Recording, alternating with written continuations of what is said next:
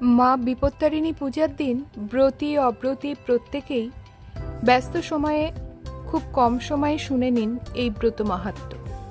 ব্রত কথা। বিদর্ভ দেশে এক রাজা ছিলেন। তার রানী অতিশয় ভক্তিমতী ও বন্ধুবৎসল। তিনি নিষ্ঠা সহকারে বিপত্তারিণী ব্রত করতেন। এক মুচিনীর সঙ্গে তার খুব সখ্য হয়েছিল। মুচিনীকে তিনি প্রায়ই নানা ফলমূল ও খাদ্যদ্রব্য উপহার দিতেন। মুচিনী গরিব, তবু তার বড় ইচ্ছা রানীকে কিছু দেয়।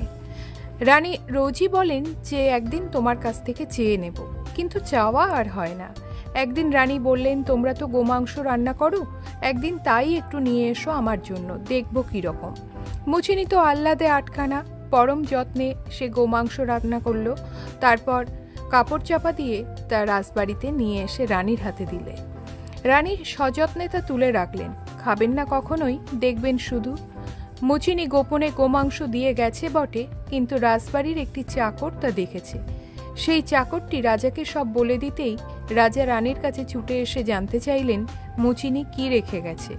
যদি আপত্তিকর কিছু সে রেখে গিয়ে থাকে তাহলে রানীর গর্দান যাবে।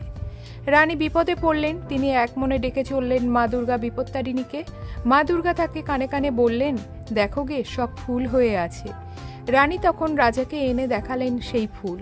রাজা চাকরকে তিরস্কার করলেন। বিপত্তারিণী মা দুর্গার দয়ায় এইভাবে রানীর সকল বিপদ কেটে গেল। সেই থেকে এই ব্রতের কথা সর্বত্র প্রচার হয়ে গেল।